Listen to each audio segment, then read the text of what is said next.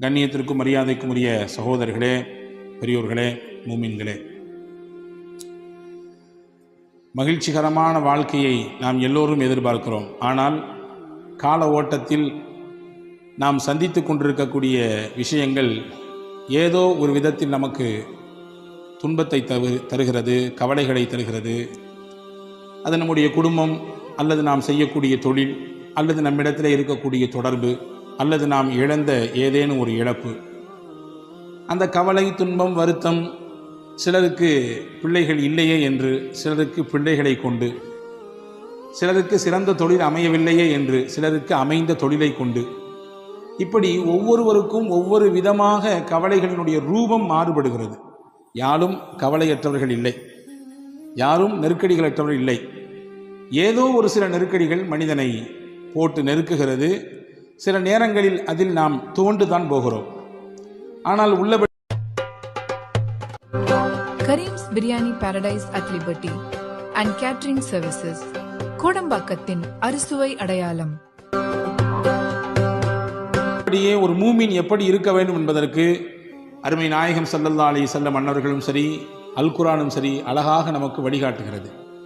எந்த காலகட்டத்திலும் நீங்கள் மனம் தளர்ந்து விடக்கூடாது.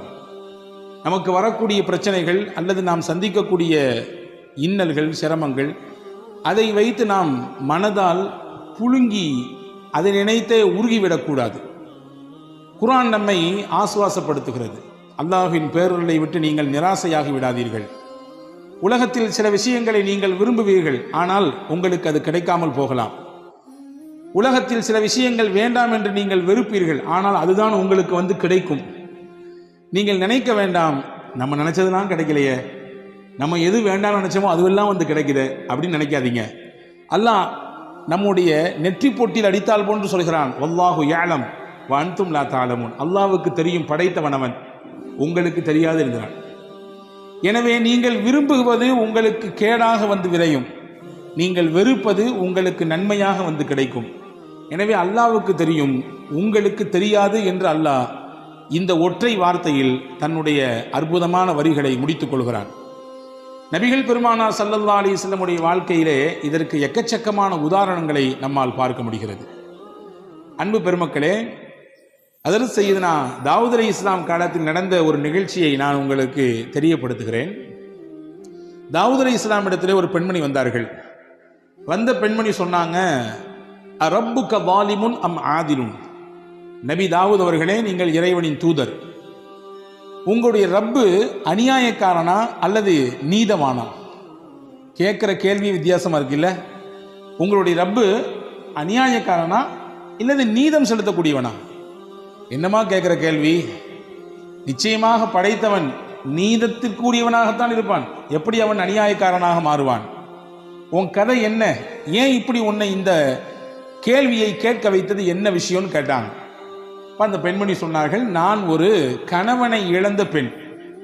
என்னுடைய கணவன் வஃபாத் ஆகிவிட்டார், இறந்து விட்டார். நான் ஒரு விதவை பெண். மட்டுமல்ல, யத்தீமான 3 பெண் பிள்ளைகளுக்கு தாய். நான் 3 பெண் பிள்ளைகள் நான் தான் பராமரிச்சுட்டு இருக்கிறேன். ஏதோ நான் செய்யக்கூடிய உழைப்பு, அதில் கிடைக்கக்கூடிய சொற்ப ஊதியம், அதை வைத்து எங்களுடைய கால் வயிறு அரை வயிறு கஞ்சி குடித்து ஏதோ வாழ்க்கை ஓடிக்கொண்டிருக்கிறது. நான் செய்கிற வேலை என்னன்னா, நூலை எல்லாம் திரித்து, ஒரு நம்ம ஊர்களில் பழைய காலங்களில் கிராமங்களில் பார்க்க முடியும், தறி நெய்ப்பாங்க, அதுக்கு முன்னாடி நூல் திரிப்பாங்க. அந்த நூல் திரிப்பதற்கென்று ஒரு பெரிய கம்பி வச்சுருப்பாங்க. அப்படி நூல்கள் எல்லாம் மொத்தமாக அதில் கோர்த்து அதற்கடுத்து தான் கொண்டு நெசவு செய்வதற்கு தறிக்கு ஏற்றுவார்கள். இப்படி நான் நூலை எல்லாம் சரி செய்து திரித்து திரித்து திரித்து திரித்து அந்த பெரிய ஒரு இரும்பு கம்பியிலே நான் மொத்தமாக சேர்த்து வைத்துக் கொள்வேன். திரித்த நூல்களை எல்லாம் கொண்டு போய் கடை வீதியில் போய் அதில் கொஞ்சம் லாபத்தை வைத்து விற்று அதில் வரக்கூடிய காசை வைத்து என்னுடைய வயிற்றையும் என் பிள்ளைகளுடைய வயிற்றையும் கழுகி வருகிறேன். நேற்றைய நாள் நான் நூலை திரித்து எடுத்து பஜாரிலே கொண்டு விற்கலாம் என்று போனால், திடீரென்று எங்கிருந்தோ ஒரு பெரிய கழுகை போன்று உண்டான அமைப்பில் ஒரு பறவை அந்த நூலையும் அந்த மொத்த இரும்பு கம்பியையும் மொத்தமாக தூக்கிவிட்டு போய்விட்டது. என் முதலே போச்சு, என்னுடைய வியாபாரமும் போச்சு, அதற்கான முதலும் போச்சு. நான் இனிமேல் எப்படி வியாபாரம் பண்ணுறது? எங்களுடைய குடும்பத்தை என்னுடைய அனாதையான பிள்ளைகளை எப்படி நான் அவர்களுக்கு சாப்பாடு கொடுப்பது? பசியோடு பட்டினியோடு வந்து நிற்கிறேன். எனவே தான் நான் கேட்டேன், நாங்கள் இப்படி தானே இவ்வளோ கஷ்டப்பட்டு சம்பாதிக்கிறோம், கொஞ்சம் கொஞ்சம் தானே சம்பாதிக்கிறோம், அந்த காவயிறு அறவயிறு சாப்பாடு தானே நாங்கள் போய்கிட்டு இருக்குது, இது கூட உங்கள் இறைவனுக்கு பிடிக்கலையா? அநியாயமா இது? எனவே தான் நான் கேட்டேன் என்று அந்த அம்மா சொல்லிச்சு. அதாவது தாவூத் அலைஹிஸ்ஸலாம் சொன்னாங்க, கொஞ்சம் பொறுமையா இருமா, எதை செய்தாலும் அல்லாஹ் அதற்கு நியாயம் வைத்திருப்பான். மூமீன்கள் பொதுவாக நமக்கு வலு தரக்கூடிய வசனங்கள் நிறைய இருக்குது குர்ஆனிலே. அதிலே ஒரு விஷயம்தான், ஒரு வசனம்தான் நம்ம எல்லாருக்கும் தெரிந்த ஒரு அத்தியாயம், சூரத்து அலம் நஷ்ரஹ். அந்த அலம் நஷ்ரஹிலே அல்லாஹு தஆலா நீங்கள் கவனித்து பார்த்திருப்பீர்கள், ஒரு விஷயத்தை 2 தடவை மடக்கி மடக்கி சொல்றான். பார்த்துருக்கீங்களா? இன்ன மஅல் உஸ்ரி யுஸ்ரன், இன்ன மஅல் உஸ்ரி யுஸ்ரா. ஒரே கருத்து தான், ஒரே வார்த்தை தான், அல்லாஹ் 2 தடவை சொல்றான். திருக்குர்ஆனில் 6200 சொச்சம் வசனங்கள் இருக்கிறது. ஒரு சில அறிவிப்புகளிலே கூடுதல் குறைவு. ஆனால் எந்த வசனமும் தேவையற்றது, இது அதிகப்படி, இது இந்த இடத்துல சொல்லாம தான் நல்லா இருக்கும் அப்படின்னு எதையும் சொல்ல முடியாது. திருக்குர்ஆனின் ஒவ்வொரு எழுத்தும் ஒவ்வொரு வசனங்களும் அர்த்தம் உள்ளது, வீணானது இல்லை. அப்படி என்றால் ஏன் ஒரு வசனத்தை அல்லாஹ் 2 தடவை சொல்ல வேண்டும்? ஒரே கருத்தை ஏன் 2 தடவை மடக்கி சொல்ல வேண்டும் என்றால், அறிஞர்கள் சொல்கிறார்கள், உங்களுக்கு அல்லாஹ் ஒரு கஷ்டம் கொடுத்தால் 2 சந்தோஷம் தருவான். உங்களுக்கு ஒரு நெருக்கடி வந்தால் 2 மகிழ்ச்சி வரப்போகிறது. உங்களுக்கு ஒரு இழப்பு என்றால் 2 சந்தோஷம், 2 வரவு வரப்போகிறது. இதுதான் உண்மை. இதற்காக வேண்டிதான் அல்லாஹ் 2 தடவை சொல்கிறான். இப்போ சொன்னாங்க தாவூத் அலைஹிஸ்ஸலாம், கொஞ்சம் பொறுமையாரி, நீ வார்த்தையை விட்டுறாத. சில சமயங்களில் கோபத்தில் அல்லது ஏதாவது ஒரு பதட்டத்தில் வார்த்தையை விட்டு விடுகிறோம், விட்டு அதற்கு பின்னால் யோசிக்கிறோம், தவிக்கிறோம், ஆஹா அப்படி சொல்லிட்டு கூடாதே என்று நினைக்கிறோம். தாவூத் அலைஹிஸ்ஸலாம் கொஞ்சம் பொறுமையாரிமா, கொஞ்சம் உட்காருமான்னாங்க. ஒரு ஓரத்தில் உட்கார்ந்தாங்க அந்த அம்மா. கொஞ்ச நேரத்தில் திடீரென்று ஒரு 10 வியாபாரிகள் வந்தார்கள். வந்தவர்கள் தாவூத் அலைஹிஸ்ஸலாம் இடத்திலே வந்து, நாங்கள்லாம் கடல் வணிபம் செய்யக்கூடியவர்கள், கடல்ல போய் முதல்ல போட்டு எடுத்து வந்து சரக்கு எடுத்து வந்து ஊரில் விற்பனை செய்யக்கூடியவங்க. அப்படி நாங்கள் வியாபார சரக்குகளை எல்லாம் வாங்கிட்டு ஒரு சின்ன படகிலே நாங்கள் ஏறி வந்து கொண்டிருந்தோம். வந்து கொண்டிருக்கக்கூடிய சமயத்திலே கடுமையான காற்று, கடுமையான அனல் பறக்கக்கூடிய சூறாவளி காற்று. அந்த சூறாவளி காற்றிலே நாங்கள் வந்து அந்த சின்ன படகு அங்கிட்டும் இங்கிட்டும் சாய்கிறது. எங்களுக்கு பயம், நாங்களும் மொத்தமாக மூழ்கி போவோமோ அல்லது நாங்கள் கொண்டு வந்த மொத்த சரக்கும் வீணாய் போய்விடுமோ. சரி, சரக்கு போனாலும் பரவாயில்ல, உயிர் காப்பாற்றப்படணுமே. சரக்கு போனாலும் அடுத்து சம்பாதிச்சுக்கலாம், எங்க உயிர் போச்சுன்னா. உடனே நாங்கள் 10 பேரும் சேர்ந்து அல்லாஹ்விடத்திலே ஒரு நியத் செய்தோம். நதிர் என்று சொல்வார்கள் அரபியிலே. இதற்கு தமிழிலே புரிவதாக சொன்னால் நேரிச்சை. அல்லாஹ்விற்காகவே நாங்கள் நேரிச்சை செய்தோம். என்ன நேரிச்சை செய்தோம்?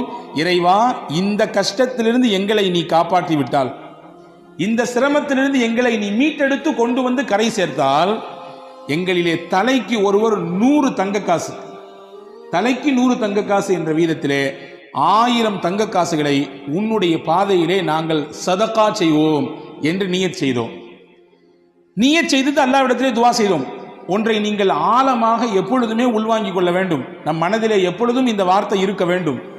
நாம் கேட்கிற எந்த துவாவும் வீணாகாது. வாழ்க்கையில் எந்த துவாவும் வீணாகாது. கிடைப்பதற்கு முன்பின் ஆகலாம். கிடைப்பதற்கு இந்த மாசம் கேட்டது அடுத்த மாசம், அல்லது இன்னும் 4 மாசம் கழிச்சு, அல்லது 1 வருஷம், அல்லது 4 வருஷம் கிடைக்கும். வீணாகாது, துவா வீணாகாது.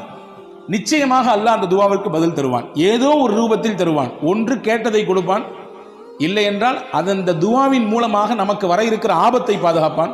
சொல்றி கேட்டிருக்கமா இல்லையா? நிமிஷத்துல என் தலையே போயிருக்கும். நிமிஷத்துல அந்த ஆக்சிடென்ட்ல நான் விழுந்திருப்பேன்.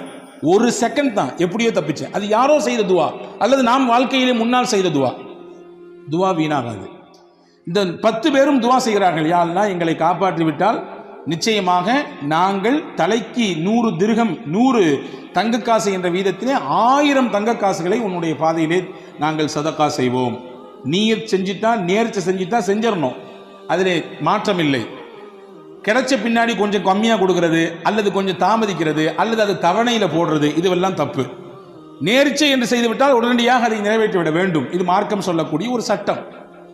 இப்படி துவா செய்துவிட்டு கொஞ்ச நேரத்தில் பார்த்தோம், எங்கிருந்தோ ஒரு பெரிய பறவை வந்தது. அந்த பறவையினுடைய அழகிலே ஒரு பெரிய இரும்பு கம்பி வைத்திருந்தது. அந்த கம்பி நிறைய நூட்கள் சுத்தப்பட்டிருந்தது. கரெக்டாக நாங்கள் இருந்த அந்த கப்பலில், அந்த சின்ன படகிலே கொண்டு அது போட்டு விட்டு போயிடுச்சு. எங்களுக்கு கிடைச்சது பெரிய பாக்கியமா இருந்துச்சு. ஏன்னா நாங்க பயணிச்சத ஒரு சின்ன படகு, அந்த படகிலே நங்கூரம் கூட இடுவதற்கு எங்களிடத்தில் எதுவும் இல்லை. அதை கொண்டு நாங்கள் கடலிலே நங்கூரமிட்டோம். அங்கும் இங்கும் ஆடிக்கொண்டிருந்த எங்களுடைய படகு ஆட்டமில்லாமல் நிசப்தமானது. எங்களை அல்லாஹ் பாதுகாத்தான். இதோ நாங்கள் கரை வந்து விட்டோம். இப்பொழுது நாங்கள் செய்த நேரிச்சையை நிறைவேற்ற வந்திருக்கிறோம். இந்தாங்க நபியே தாவூத் அலைஹிஸ்ஸலாமே, 1000 தங்க காசுகள் யாருக்கு தேவைப்படுகிறதோ அதை நீங்கள் செய்யுங்கள், கொடுத்து விடுங்கள் என்று சொல்லிவிட்டு கப்பு சிப்புன்னு போயிட்டாங்க. அந்த 10 வியாபாரிகளும் சிரித்து கொண்டே தாவூத் அலைஹிஸ்ஸலாம் அந்த பெண்ணை கூப்பிட்டாங்க, வான்னு கூப்பிட்டாங்க. நீ தானே கொஞ்ச நேரத்துக்கு முன்னாடி வந்து அரப்புக்க வாலிமுன் அம் ஆதிலுன், உங்களுடைய ரப்பு அநியாயக்காரனா நீதவானா என்று நீங்கள் தானே கேட்டீர்கள். ஆமா, நான் தான் கேட்டேன். அல்லாஹ் உன்கிட்ட இருக்கக்கூடிய இந்த நூல் கண்டையும் இந்த இரும்பையும் தூக்கி விட்டு அல்லாஹ் உனக்கு என்ன கொடுக்க நாடிருக்கான் தெரியுமா? இந்த 1000 தங்க காசை கொடுக்க நாடிருக்கிறான். இந்த 1000 தங்கத்தை உனக்கு தரத்தான், இந்த 1000 ரூபாயை உனக்கு தரத்தான் அல்லாஹ் அதை எடுத்தான். இந்த வச்சுக்கோ, இதுக்கு தகுதியான ஆள் நீதான், நீதே இதை பயன்படுத்து, உன் பிள்ளைகளுக்கு கொண்டு போய் இதை கொடு, உணவு வாங்கி கொடு, உங்களுடைய வாழ்க்கைக்கு தேவையானதை இதை வைத்து பயன்படுத்திக் கொள் என்று தாவூத் அலைஹிஸ்ஸலாம் அந்த பெண்ணிடத்திலே சொல்லி அனுப்பியதாக ஒரு வரலாற்று செய்தி இருக்கிறது. அன்பு சகோதரர்களே, எந்த காலகட்டத்திலும் இதுதான் மூமியின் நம்பிக்கை. எந்த ஒரு நெருக்கடியான நிலை வந்த பொழுதிலும் கூட நாம் மனம் தளர்ந்து விடக்கூடாது. உறுதியான எண்ணத்தோடு அல்லாஹ் இருக்கிறான் என்ற நினைப்போடு நாம் பயணிக்க வேண்டும் என்பதை தான் இஸ்லாம் அழகாக நமக்கு கற்றுத்தருகிறது. ரசூலுல்லாஹி ஸல்லல்லாஹு அலைஹி வஸல்லம் சொல்வார்கள், அஜபன் லி அம்ரில் மூமின், ஒரு மூமினுடைய விஷயம் எல்லாமே ஆச்சரியமாக இருக்கிறது. இன்ன அம்ரஹு குல்லஹு கைருன், அவர் செய்கிற எல்லா விஷயமே அவருக்கு நலவாகத்தான் வந்து விடுகிறது. வலைஸ தாலிக இல்லா லிமூமின், மூமினுக்குத்தான் அல்லாஹ் இப்படியான ஒரு பாக்கியத்தை தந்திருக்கிறான். என்ன? இன் அசாபத்துஹு சர்ராஉ ஃபஷக்கர ஃபகான கைரன் லா, அந்த மனிதனுக்கு ஏதாவது ஒரு சந்தோஷமான நிகழ்ச்சி நடந்தால், மகிழ்ச்சிகரமான செய்தி நடந்தால் அல்லாஹ் அவருக்கு சுக்ரியா செய்கிறார், நன்றி செலுத்துகிறார். யா அல்லாஹ், நான் நினைத்ததை போன்று என்னுடைய வியாபாரம் போய் கொண்டிருக்கிறது, லாபகரமான நிலை, நல்ல ஒரு முன்னேற்றம், நான் நினைத்தது போன்று உண்டான குடும்ப அமைப்பு, நான் நினைத்ததை போன்று உண்டான என்னுடைய பிள்ளைகளுடைய எதிர்கால திட்டமிடல் எல்லாம் சிறப்பாக போயிட்டு இருக்கு. யா அல்லாஹ், உனக்கே எல்லா புகழும், நன்றி. அல்லாஹ்வின் தூதர் சொன்னார்கள், ஃபகான கைரன் லா, அவருக்கு சந்தோஷம், உடனே நன்றி செலுத்தினார், அல்லாஹ் அவருக்கு அதை நன்மையாக மாற்றுகிறான். வைன் அஸாபத்துஹு லர்ரா, அவருக்கு ஏதாவது ஒரு தீங்கு ஏற்பட்டு விட்டால், கவலை ஏற்பட்டு விட்டால், மனதால் ஏதாவது துவண்டு விடக்கூடிய விஷயங்கள் நடந்து விட்டால், ஃபஸபர, அதிலே பொறுமையாக இருக்கிறார், எல்லாம் அல்லாஹ்வுடைய நாட்டம் என்று பொறுமை காக்கிறார். ஃபகான கைரன் லா, அந்த பொறுமை காக்கக்கூடிய விஷயமும் அவருக்கு நன்மையாக மாறுகிறது என்று நபிகள் பெருமானார் ஸல்லல்லாஹு அலைஹி வஸல்லம் அவர்கள் சொல்லித்தரக்கூடிய விஷயத்தை நாம் பார்க்கிறோம். எனவே அன்பர்களே, இன்னைக்கு கவலையினுடைய உச்சகட்டத்திலே மனிதர்கள் வாழ்வதை பார்க்கிறோம். WHO என்று சொல்லக்கூடிய வேர்ல்டு ஹெல்த் ஆர்கனைசேஷன் அது சொல்லுகிறது, உலகத்தில் எது பெரிய நோய், பெரிய நோயாக எது இருக்கிறது, இதய சம்பந்தப்பட்ட நோயா அல்லது புற்றுநோயா அல்லது வேற ஏதாவது ஸ்ட்ரோக் மாதிரி உண்டான விஷயமா? கிடையாது. ஸ்ட்ரெஸ் தான் பெரிய நோய், கவலை தான் பெரிய நோய். கவலை தான் எல்லா நோய்களுக்கும் மூலதனம் என்று சொல்லுகிறது. சிறுவர்களிலிருந்து பெரியவர்கள் வரை கவலையினால் பாதிக்கப்படுவதை பார்க்கிறோம். அப்படிப்பட்ட கவலையில் இருக்கக்கூடியவர்களுக்கு மாணவி ஸல்லல்லாஹு அலைஹி வஸல்லம் எந்த மாதிரியான போதனைகளை தந்திருக்கிறார்கள் என்பதை நாம் கவனிக்க வேண்டும். எனவே கவலை ஒரு மனிதனுக்கு உச்சகட்டமாக கூட கூட நல்ல நிலையில் இருப்பவரும் கூட சில நேரங்களிலே கொஞ்சம் தடுமாறி விடுகிறார் இல்லையா? பெரும் பெரும் பிரபலங்கள், பெரிய பெரிய துறை சார்ந்த வல்லுநர்கள், பெரிய பட்டதாரிகள், அவர்கள் கூட கடைசியிலே தனக்கு ஏற்படக்கூடிய இறுக்கத்தினாலே தன் வாழ்க்கையே முடிக்கக்கூடிய எல்லைக்கு போய் நிற்கிறார்கள். ஆனால் மார்க்கம் அதற்கு ஒருபொழுதும் அனுபவிக்கவே இல்லை. அல்லாஹ் அல் குர்ஆனிலே அழகாக சொன்னான். இந்த வசனங்கள் எல்லாம் நம்முடைய உள்ளத்திலே எழுதி வைக்கப்பட வேண்டிய வசனங்கள். வலனபுலுவன்னகும் பிஷைஇம் மினல் ஹௌஃப் வல்ஜூஇ வனக்ஸிம் மினல் அம்வால் வல்அன்ஃபுஸி வஸ்ஸமராத், உங்களை நாம் சோதிப்போம். எப்படி எல்லாம் சோதிப்போம்? மினல் ஹௌஃப், பயத்தை தருவோம், வல்ஜூ, பசியை கொடுப்போம், வனக்ஸிம் மினல் அம்வால், உங்களுடைய பொருளாதாரத்தில் இழப்பை ஏற்படுத்துவோம், வல்அன்ஃபுஸ், உங்களோடே சுத்தி வந்தவர்கள், உங்கள் உறவுக்காரர்கள், உங்களுடைய நண்பர்கள், உங்களுக்கு அறிமுகமானவர்கள், சொல்லப்போனா உங்களுடைய ரைட் ஹேண்ட் சொல்ற அளவுக்கு, உங்களுடைய வலதுகை என்று சொல்லும் அளவிற்கு இருப்பவர்கள் பொசுக்குன்னு இறந்துடுவாங்க, திடீர்னு இறந்து போயிடுவாங்க. இதுவெல்லாம் சோதனையின் ரூபங்கள், சொல்லிட்டு அல்லாஹ் சொல்றான் ஃபபஷ்ஷிரி ஸாபிரீன், யார் இதிலெல்லாம் அல்லாஹ் நம்மோடு இருக்கிறான் என்று பொறுமையோடு இருக்கிறார்களோ அவர்களுக்கு சுபசோபனம் சொல்லுங்கள் நபியே என்று அல்லாஹ் அல் குர்ஆனிலே நபிகள் பெருமானா ஸல்லல்லாஹு அலைஹி வஸல்லம் மூலமாக நமக்கு சொல்லித் தருகிறான். அன்பு சகோதரர்களே, இதுதான் நமக்கான ஒரு உற்சாக பானம். அதில் சையதத்துனா உம்மு சுலைம் ரலியல்லாஹு தஆலா அன்ஹா, சையதுனா அபூ தல்ஹா ரலியல்லாஹு தஆலா அன்ஹு, ரெண்டு சஹாபா, ஒரு சஹாபி ஒரு சஹாபிய பெண்மணி. அபூ தல்ஹா கணவர், உம்மு சுலைம் மனைவி, பேர் பெற்ற பெண்மணி. இவரும் சாதாரணப்பட்ட சஹாபி அல்ல, வரலாற்று சிறப்புக்க புகழ்பெற்ற சஹாபி இவர். ரெண்டு பேருமே நல்ல ஒரு முன்மாதிரியான தம்பதிகள். இவர்களுக்கு அல்லாஹ் ஒரு குழந்தையை கொடுத்தான். குழந்தை பிறந்து வளர்ந்து கொண்டிருக்கிறது. அபூ தல்ஹா வெளிநாடுகளுக்கு வியாபாரம் செல்லக்கூடியவர். அப்படி ஒரு நாள் வியாபாரத்துக்கு வெளிநாட்டுக்கு போனார். போயிருக்கக்கூடிய அந்த கேப்ல பிறந்த குழந்தை வளர்ந்துட்டு இருக்கக்கூடிய காலகட்டத்தில் திடீர்னு அந்த பிள்ளைக்கு ஏதோ ஒன்று செஞ்சுது. அந்த குழந்தை இறந்து போச்சு. வியாபாரம்லாம் முடிச்சுட்டு திரும்பி ஊருக்கு வர்றாரு. ஊருக்கு வந்த உடனே தன்னுடைய மனைவி இடத்திலே வர்றாரு. கணவன் நீண்ட நாள் கழித்து வந்திருக்கிறார், வியாபாரம் முடித்து வந்திருக்கிறார்.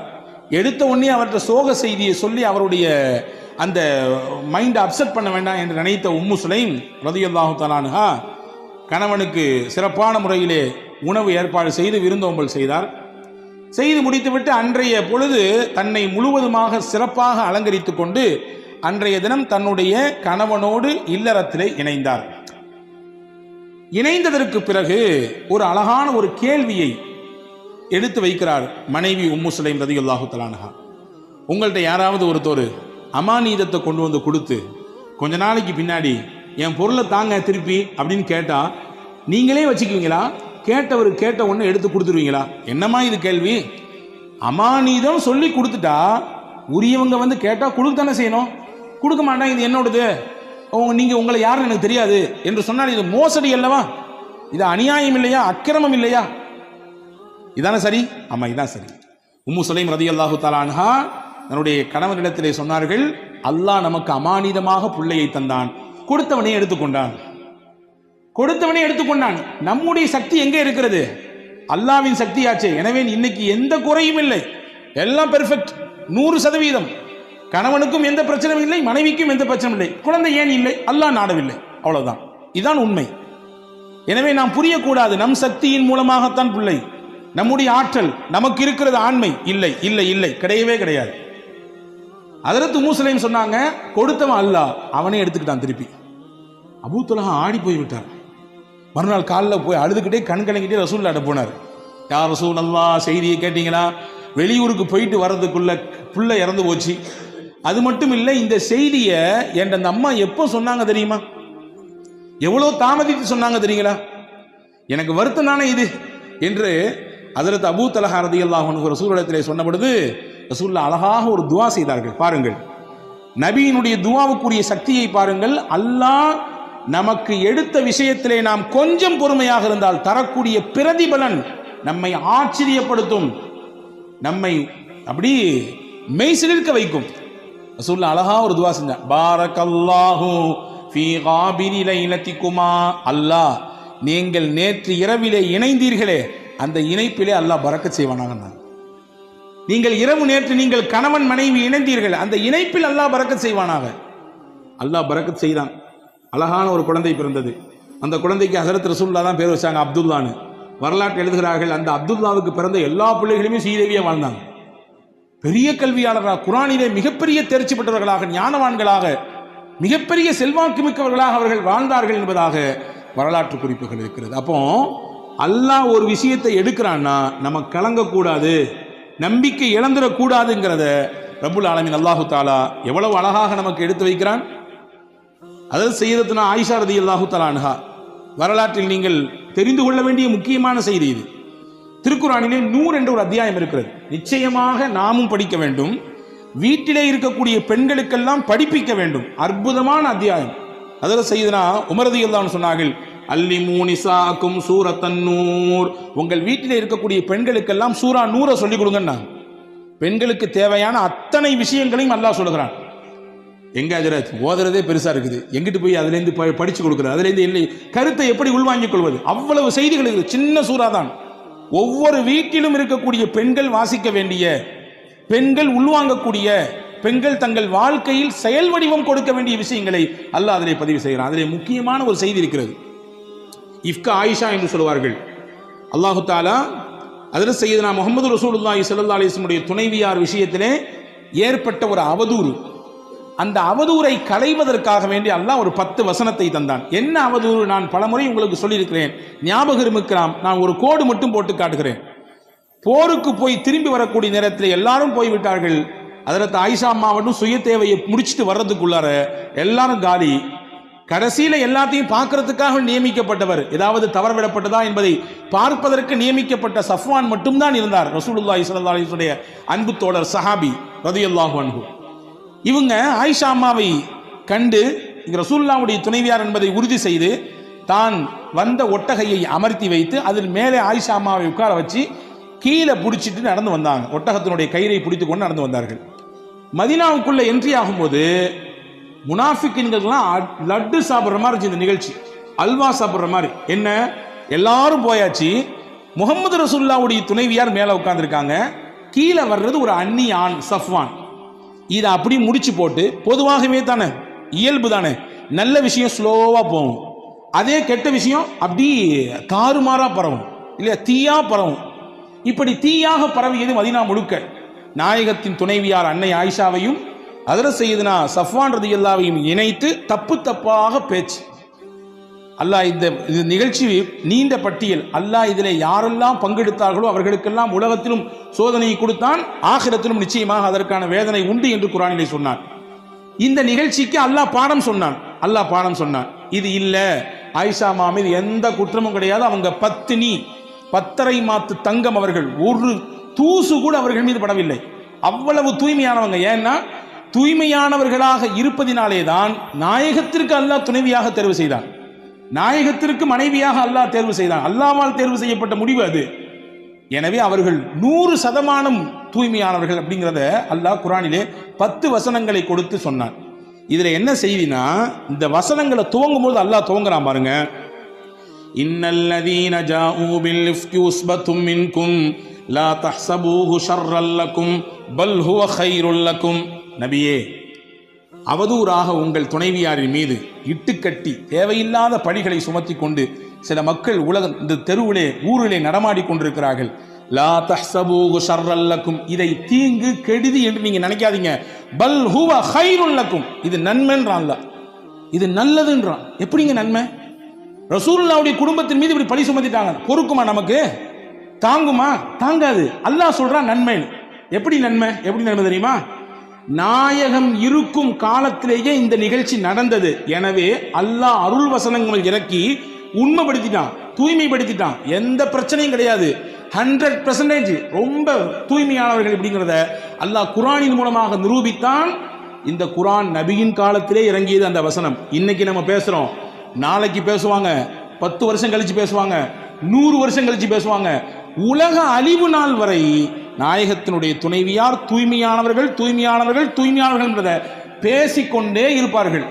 வச்சுக்கங்களேன், ஒரு சின்ன கற்பனை, இதே நிகழ்ச்சி நாயகத்தின் வஃபாத்துக்கு பின்னால் நடந்திருந்தால், நாயகத்தினுடைய ஹயாத்துக்கு பின்னால் நடந்திருந்தால், அது இல்லைங்கிறத ப்ரூஃப் பண்ணிடலாம், வேற விஷயம். ஆனா குர்ஆன் வந்திருக்கிறாரு. குர்ஆனினுடைய வசனம் யாரோடு முடிந்து போனது? நாயகத்தோடு முடிந்து போனது. ரசூலுல்லாஹ்வுடைய ஹயாத்தோடு அவர்களுடைய முடிவு குர்ஆனும் கத்தம் ஆயிடுச்சு. வஹி வராது. வஹி வரக்கூடிய காலத்திலேயே இந்த ஒரு செய்தி நடந்து, இப்படிலாம் கிடையாது, 100% பியூர், உங்க வீட்டு துணைவியார்கள் எல்லாம் அவ்வளவு தூய்மையானவர்கள் அப்படிங்கிறத அல்லாஹு தாலா அருமையான முறையிலே இங்கே உலக மக்களுக்கு பறைசாற்றினான். எனவே இது நன்மைதான், தீமைன்னு நினைக்காதீங்கன்னு அல்லாஹ் சொன்னான். அன்பர்களே, நாம் பார்க்கக்கூடிய விதத்தில் தான் இருக்கிறது. நமக்கு வரக்கூடிய விஷயங்கள் எப்படியானது என்பதை நாம் பார்க்கிற விஷயத்தில் தான் இருக்கிறது.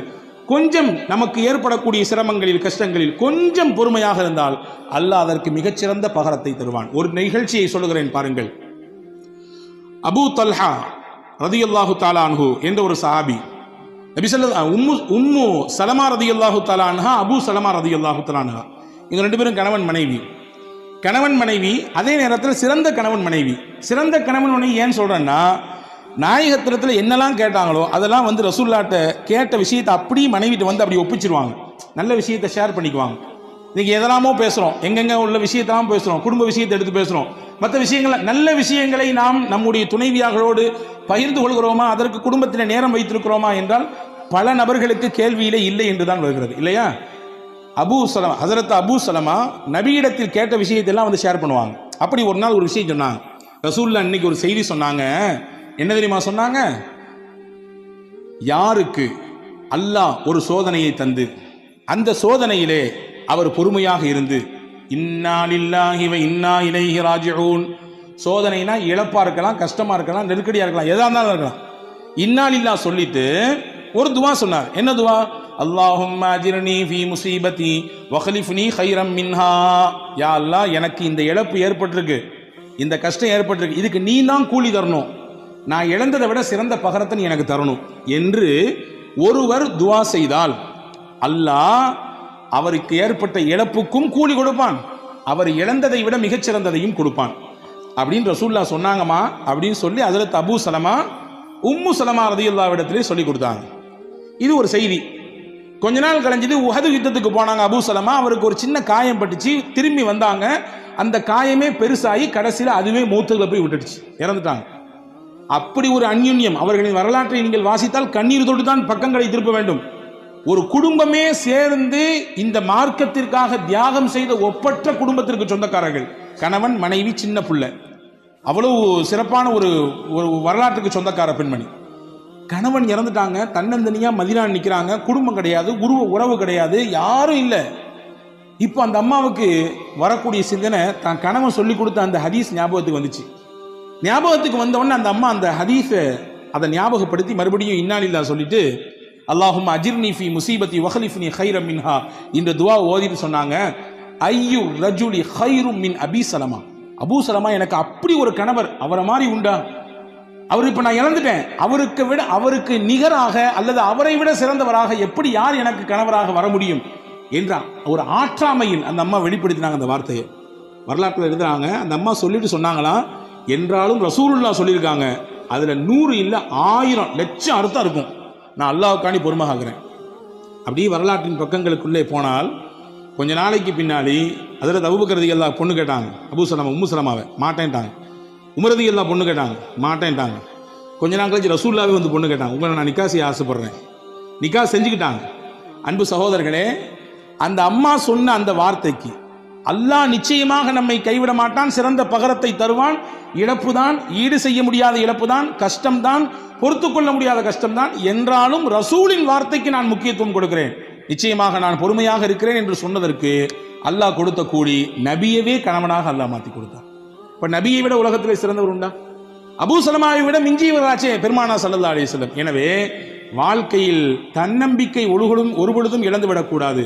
சிரமங்கள் கஷ்டங்கள் வருகிற சமயத்தில் எப்படி ஒரு மனிதன் அதை கையாள வேண்டும், எப்படி தன்னுடைய வாழ்க்கைக்கு அதை அடுத்த கட்டத்துக்கு நகர்த்தி செல்ல வேண்டும், மொத்தமாக மனதால் துவண்டு எதையெல்லாமோ கற்பனை பண்ணிட்டு இப்படிலாம் நடந்துருமா இப்படிலாம் நடந்துருமா என்று யோசித்து கடைசியில் இருக்கிற வாழ்க்கையை நாம் சூனியமாக்கி கொள்ளக்கூடாது என்பதை மார்க்கம் அழகாக சொல்லித் தருகிறது. ஒரு 10 வயது சிறுவன் நடந்த உண்மை சம்பவம்.